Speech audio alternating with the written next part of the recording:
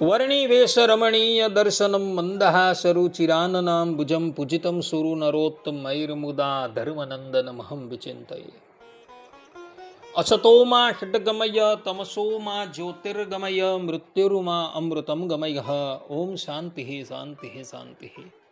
અસ્મદ્ગુરુ સમારંભામ નાથયામૂન મધ્યમામ લક્ષ્મી વલ્લભ પર્યંતામ વંદે ગુરુ પરંપરા. આજની જ્ઞાન સભાની અંદર પધારનારા બધા જ ભગવદ્ ભક્તોને વેદાંતાચાર્ય, પુરાણ ઇતિહાસાચાર્ય, એમએ ફિલોસોફી શાસ્ત્રી ડાકે સભયના હેતપૂર્વક જય સ્વામિનારાયણ.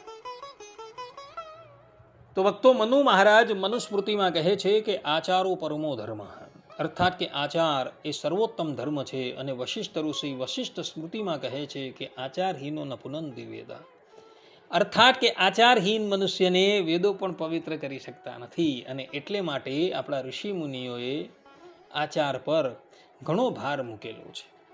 અને એ જ ઋષિ મુનિઓ પોતાના ધર્મશાસ્ત્રોમાં તથા આચાર્યો પોતાના ગ્રંથોની અંદર એવું કહે છે કે અમુક અન્નમાં અમુક અન્ન મેળવીને ક્યારેય ભક્ષણ ન કરવું, અમુક જણનું અન્ન જલ ક્યારેય પણ ગ્રહણ ન કરવું, અને અમુક સ્થાન પર બેસીને ક્યારેય પણ અન્ન જલ પાન ન કરવું. જેમ કે ભગવાન સ્વામિનારાયણ સત્સંગી જીવન 5મા પ્રકરણના 46મા અધ્યાયના 8મા અને 10મા શ્લોકની અંદર કહે છે કે દુગ્ધમ સ લવણમ ભુક્ત્વા દધી સક્તુમ તથાનિસી ઉપપાતકી નામન્નમ ભુક્ત્વા પિંડુ વ્રતમ ચરેત તથા ભુક્ત્વાન્નમ સ્વૈરિણીનામ ચ તથા શય્યાસનાદિષુ ભુક્ત્વા દ્વિજ પ્રકુર્વીત પ્રાજાપત્યમ સ્વશુદ્ધયે. અર્થાત કે સમુદ્રના લવણે સહિત દૂધને પીવે તથા રાત્રિએ દહીં મિશ્રિત સાથવો જમે તથા ઉપપાતકીઓના અન્નને જમે તો ચાંદ્રાયણ વ્રત કરે. સ્વૈરિણી સ્ત્રીઓનું અન્ન અર્થાત કે વ્યભિચારી સ્ત્રીઓનું અન્ન જમે તથા શૈયા આસન આદિકમાં બેસીને જમે તો તેની શુદ્ધિ માટે દ્વિજ પ્રાજાપત્ય વ્રત કરે.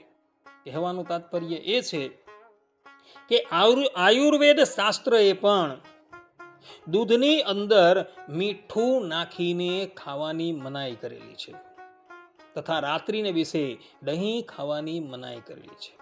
પરંતુ રાત્રિને વિશે દૂધની અંદર મીઠું નાખીને જો ભક્ષણ કરવામાં આવે, રાત્રિને વિશે દહીં ખાવામાં આવે તથા જે મનુષ્ય પાપી છે એ પાપીનું અન્ન ભક્ષણ કરવામાં આવે તો મનુષ્યએ ચાંદ્રાયણ વ્રત કરીને પોતાની શુદ્ધિ કરવાની છે.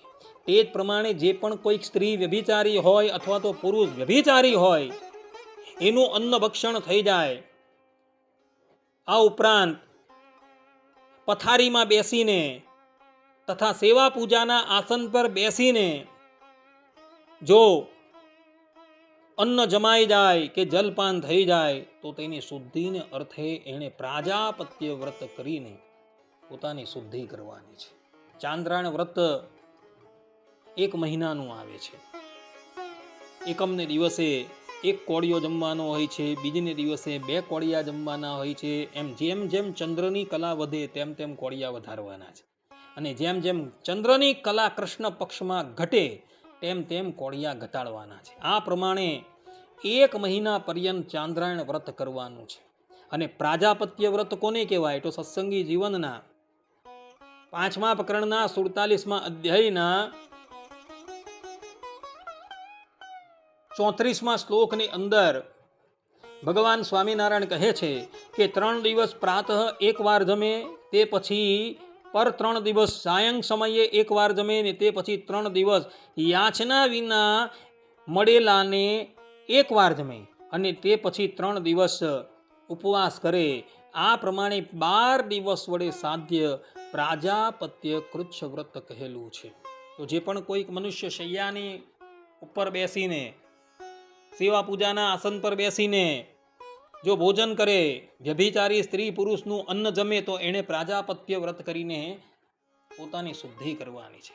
માટે ભક્તો, શાસ્ત્રોકારોએ જે નિષેધ કરેલું છે એનું આચરણ ક્યારેય પણ કરવાનું નથી.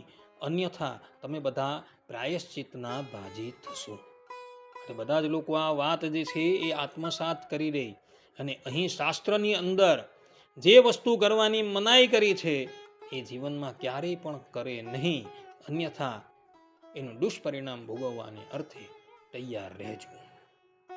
આટલું કહી અમો મારા પ્રવચનને અહીં વિરામ આપીએ છીએ. સર્વે સંતુ નિરામયઃ, સર્વે સુખીનો ભવંતુ, સર્વે ભદ્રાણિ પશ્યન્તુ, મા કશ્ચિત દુઃખ ભાગ ભવેત. અસ્તુ. જય સ્વામિનારાયણ.